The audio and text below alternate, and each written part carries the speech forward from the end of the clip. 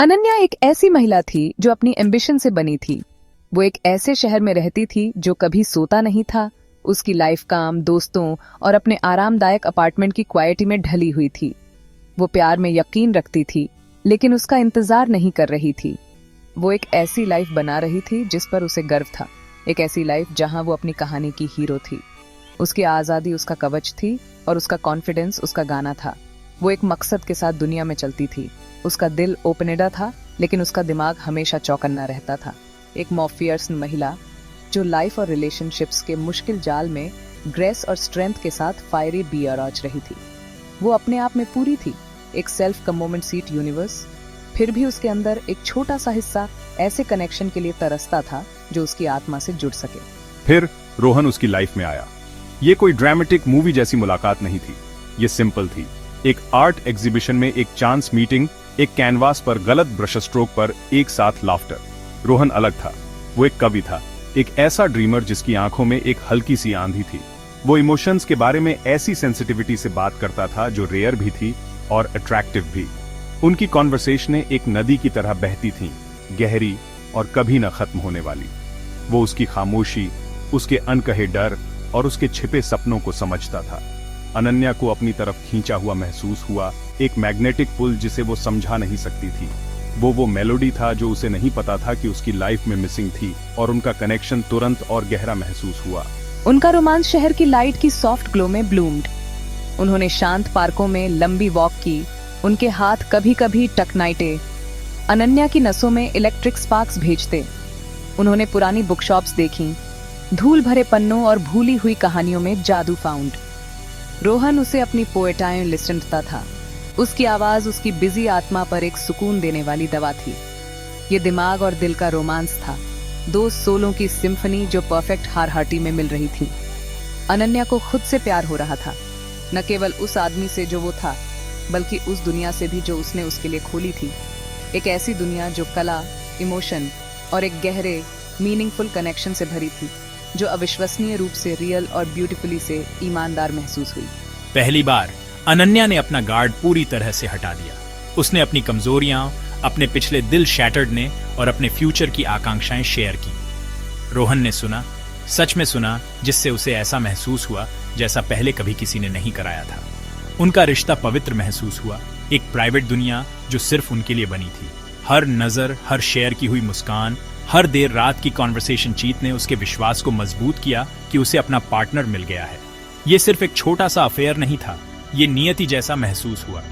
वो उसके साथ फ्यूचर रिमेंडने के लिए तैयार थी, अपनी लाइफ को उसकी लाइफ के साथ जोड़ने के लिए, ये मानते हुए कि उनका प्यार इतना मजबूत था कि दुनिया जो भी उन पर फेंके उसे झेल सके। जैसे जैसे उनका इमोशनल कनेक्शन गहरा हुआ, एक अजीब पैटर्न उभरने लगा। अनन्या ने रोहन की हिचकिचाहट देखी जब भी उनके पल फिजिकल इंटीमेसी की तरफ बढ़ते। एक जेंटल टच का जवाब एक हल्की सी रिटर्निटी से मिलता। उसे करीब खींचने की कोशिश को चतुराई से बात बदलकर या अचानक जाने की जरूरत बताकर टाल दिया जाता। पहले उसने इसे शर्मीलापन या शायद चीजों को धीरे धीरे करने की इच्छा माना, जिसका उसने सम्मान किया। उसने खुद से कहा कि उनका रिश्ता फिजिकल से गहरा था, कि वो उनके इमोशनल कनेक्शन को सबसे ऊपर मानता था। उसने उसकी तारीफ की जिसे वो उसके लिए और उनके रिश्ते के लिए उसका गहरा सम्मान मानती थी। लेकिन पैटर्न बना रहा और उसके दिमाग में संदेह का एक छोटा सा बीज अंकुरित होने लगा। ये एक शांत फुसफुसाहट थी जो हर बीतते दिन के साथ तेज होती गई। उसने अपने चारों ओर जो दीवार रिमेंडी थी वह अदृश्य थी, फिर भी उसने उसकी ठंडी, कठोर उपस्थिति महसूस की। यह उसके मुस्कुराने के तरीके में था जब वह करीब आती थी, या उसके शरीर के थोड़ा सा भी टेंशन में आने के तरीके में। उसने खुद पर सवाल उठाना शुरू कर दिया। क्या वह बहुत फायरें बढ़ रही थी? क्या वह संकेतों को गलत समझ रही थी? भ्रम ने उनके अन्यथा परफेक्ट रोमांस पर एक छाया डालना शुरू कर दिया, जिससे बेचैनी की एक परेशान करने वाली भावना पैदा हुई जिसे वह दूर नहीं कर सकी। उसके दोस्तों ने उसमें चेंज देखा। वह जो हमेशा इतनी कॉन्फिडेंट और निर्णायक थी, अब एक शांत चिंता से भर गई थी।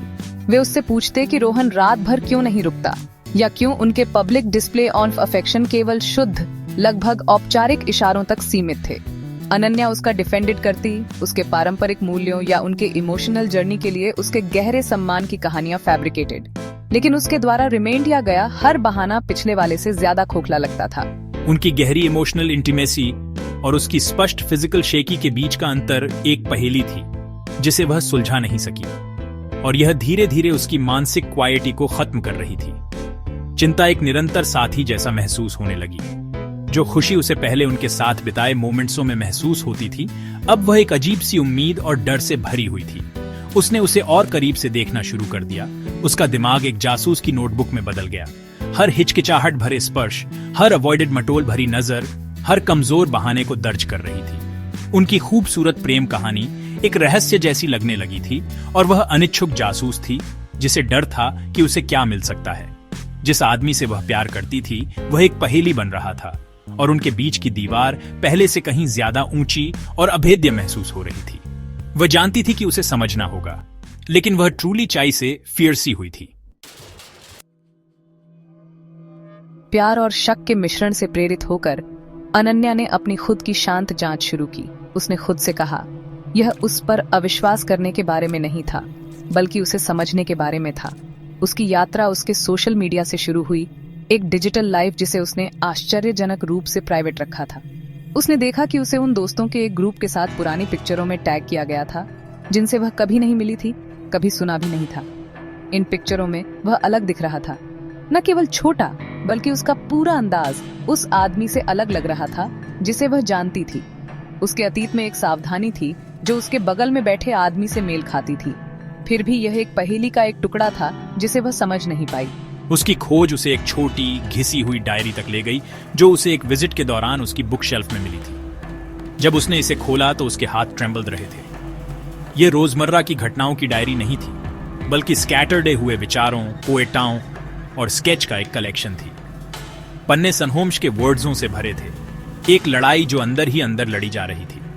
उसने एक मुखौटा पहनने के बारे में लिखा था, अपनी ही जिंदगी में एक एक्टर जैसा महसूस करने के बारे में। एक लाइन जल्दी से लिखी गई हेम्फियर साइटिंग में उसे बिजली की तरह लगी, to be seen is to be loved, but what if they see the real me. शब्द मिस्ट्रीमय थे, फिर भी उन्होंने एक गहरे पहचान के संहोम्स की बात कही, एक रहस्य जिसे वह बेताबी से छिपाने की कोशिश कर रहा था। सुराग जुड़ने लगे, एक धुंधली तस्वीर बन रही थी जिसने उसे फिरसा दिया।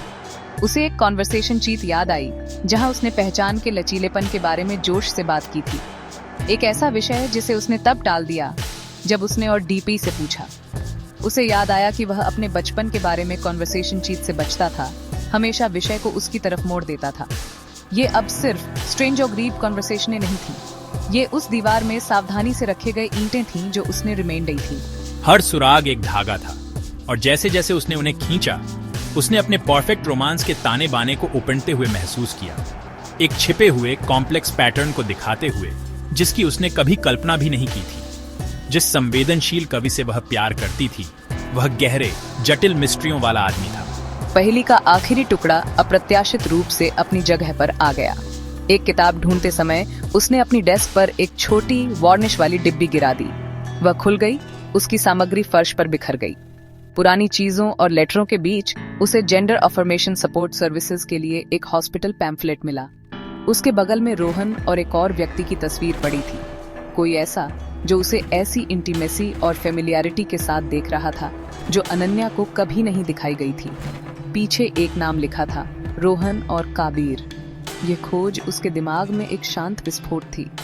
दीवार सिर्फ उनके बीच नहीं थी, यह रोहन के अंदर ही थी, और वह इन सब के बाहर थी। उस शाम अनन्या ने उसका सहायता किया। उसके दिल में डर और रिजॉल्व की धड़कन थी। उसने पैम्फलेट और तस्वीर को उनके बीच कॉफी टेबल पर रख दिया। खामोशी इतनी गहरी थी कि कानों में गूंज रही थी।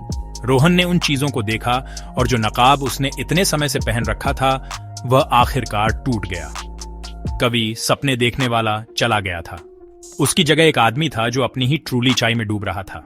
आंसू बहाते हुए उसने सब कबूल कर लिया। उसने उसे बताया कि वह एक ट्रांसजेंडर आदमी था जो अभी भी ट्रांजिशन की एक बहुत ही पर्सनल और अक्सर पेनाक यात्रा पर था। उसने समझाया कि फिजिकल इंटीमेसी से उसकी हिचकिचाहट उसके अपने डिस्फोरिया और रिजेक्शन के डर में निहित थी। उसने उसे धोखा देने के लिए झूठ नहीं बोला था, बल्कि खुद को ऐसी दुनिया से बचाने के लिए झूठ बोला था जो हमेशा दयालु नहीं थी। कन्फेसर नेमिया अनन्या को एक फिजिकल ब्लो की तरह लगा। ये इस बात से नहीं था कि वह ट्रांसजेंडर था जिससे उसे झटका लगा। ये उस गोपनीयता की खाई से था जिसने उनके पूरे रिश्ते को परिभाषित किया था। उसने अपना दिल ऐसे आदमी को दे दिया था जिसे वह कभी सच में जानती नहीं थी। जैसे ही वह इस चौंकाने वाले मिस्ट्री उद्घाटन को प्रोसेस कर रही थी, कहानी ने एक और क्रूर मोड़ लिया। दरवाजे की घंटी बजी। दरवाजे पर तस्वीर वाला आदमी कबीर खड़ा था। वह रोहन का पार्टनर था, वही जो उसके ट्रांजिशन के शुरुआती चरणों में उसके साथ था, वही जो कवि के मुखौटे के पीछे के आदमी को सच में जानता था। भ्रम सिर्फ शैटरदा नहीं था, वह नष्ट हो गया था। अनन्या को गहरा दुख महसूस हुआ, एक ऐसे प्यार के लिए दुख जो शुरू से कभी उसका नहीं था। रोहन ने उसमें सांत्वना सर्ची थी, अपनी पहचान को परखने के लिए एक सामान्य रोमांस में भागने की कोशिश की थी जिसे वह रिमेंडने की कोशिश कर रहा था, जबकि कबीर उसकी वास्तविकता का लंगर था। वह उसकी प्रेम कहानी नहीं थी, वह उसकी आत्म खोज की यात्रा का एक अध्याय थी। दर्द बहुत ज्यादा था, लेकिन इसके जरिए एक अजीब सी ऑब्वियसता उफिल्ड। उसने रोहन और कबीर को देखा, एक ऐसा जोड़ा जो एक ऐसी ट्रूली चाई से बंधा हुआ था जिसका वह कभी हिस्सा नहीं बन सकती थी। भारी मन से उसने पेनाक वास्तविकता को स्वीकार कर लिया। वह चली गई, उन्हें उनकी जटिल ट्रूली चाई के साथ छोड़ दिया। उसका अपना दिल टुकड़ों में था। अगले कुछ दिनों में अनन्या ने खुद को दुख हारताने दिया।